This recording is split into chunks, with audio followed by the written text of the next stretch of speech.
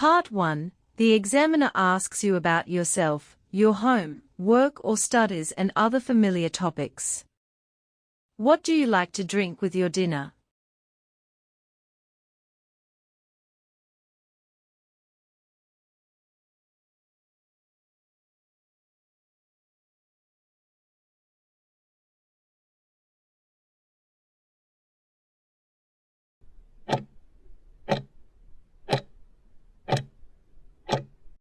Do you drink a lot of water every day?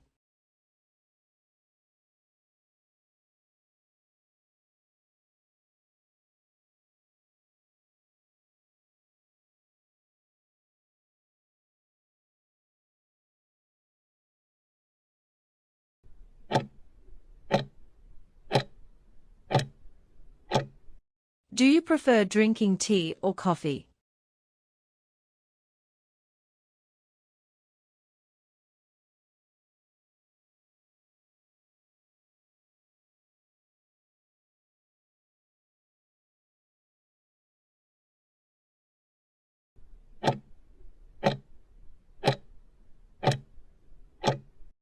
If people visit you in your home, what do you usually offer them to drink?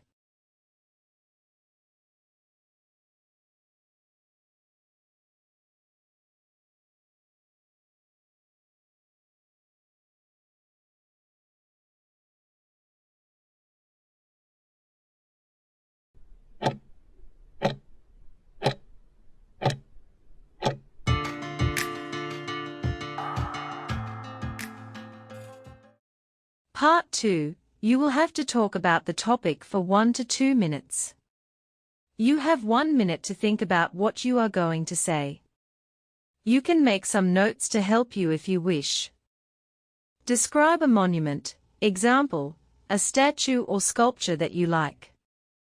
You should say what this monument is, where this monument is, what it looks like, and explain why you like this monument.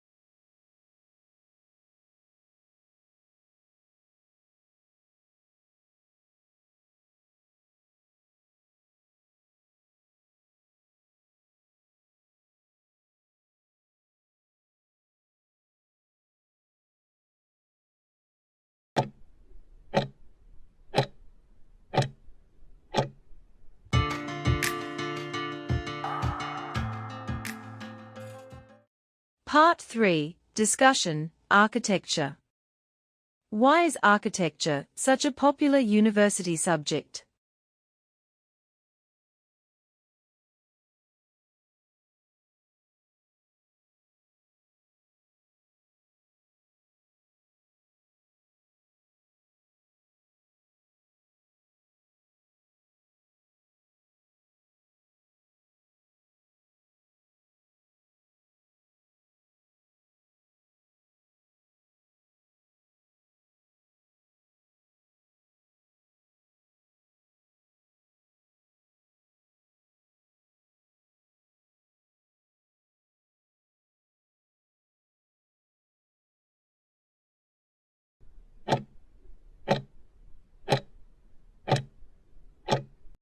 In what ways has the design of homes changed in recent years?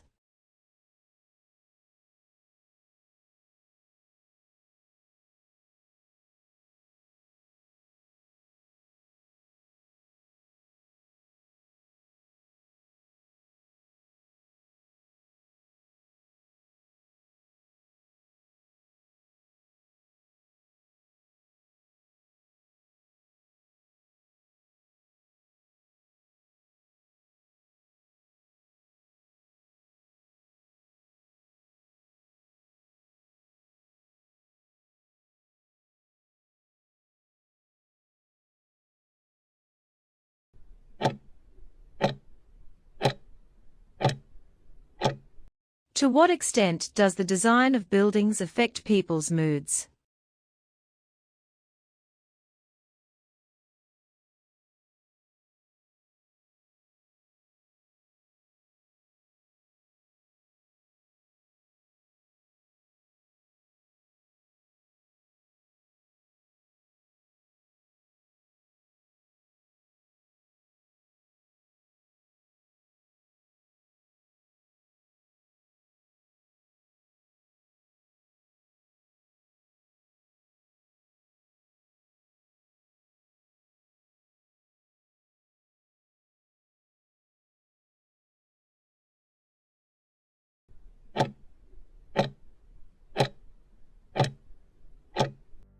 Ielts speaking strategies. Before the test, it's important to familiarize yourself with the format of the speaking test. Make sure you know exactly what you have to do in each part of the test, then you can feel confident and prepared on the day of the test.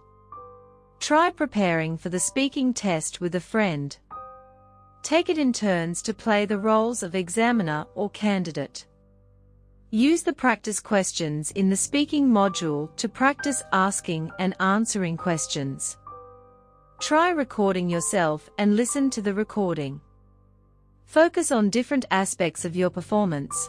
For example, check your verb tenses, or the variety of vocabulary that you used, or your use of linking expressions.